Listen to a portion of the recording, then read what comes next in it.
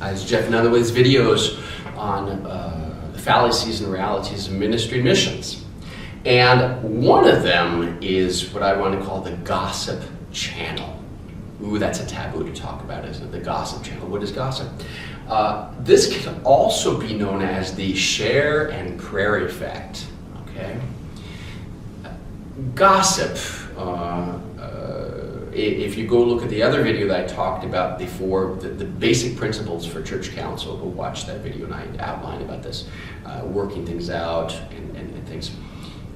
Gossip happens. What is gossip? Gossip is anything really that is talking about others. So if you learn to not talk about others, as I say in one of those principles and the best practices, and people practice that, they're not going to be talking about others in other circumstances. Sometimes gossip is not a negative intentional thing. I'll give an example.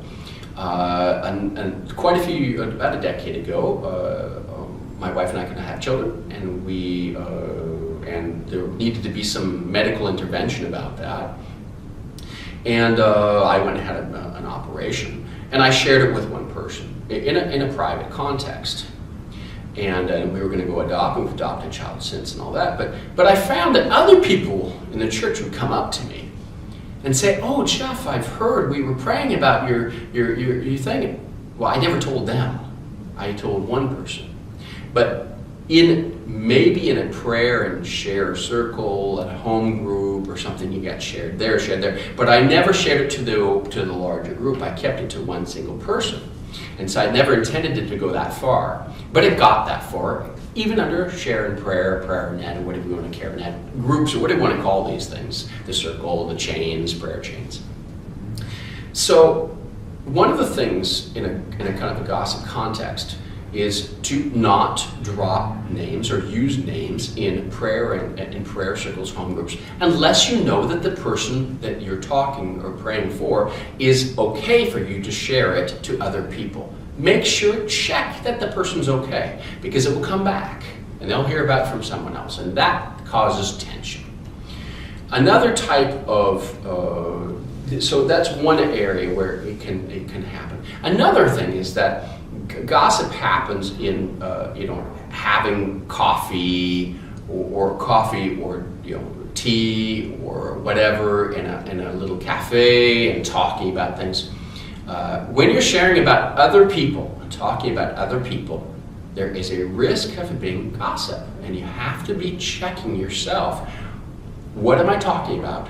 Do the people that I'm talking about, are they aware of it and they are okay with me talking about them?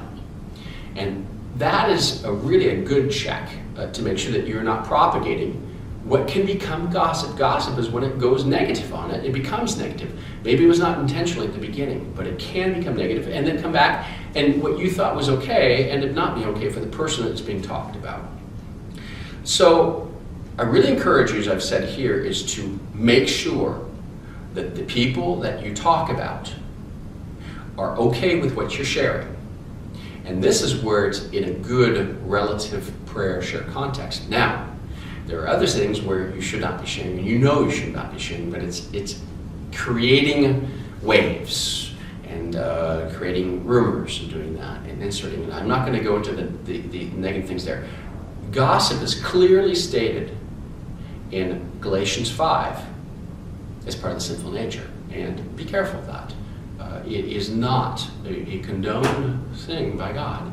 And now, again, how you're sharing and doing things is the unintentional or non-intentional levels.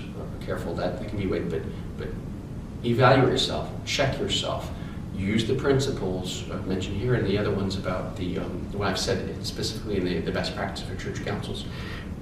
This can help go ahead and filter out a lot of the pain that has happened by the gossip chain, or again, the shared prayer effect.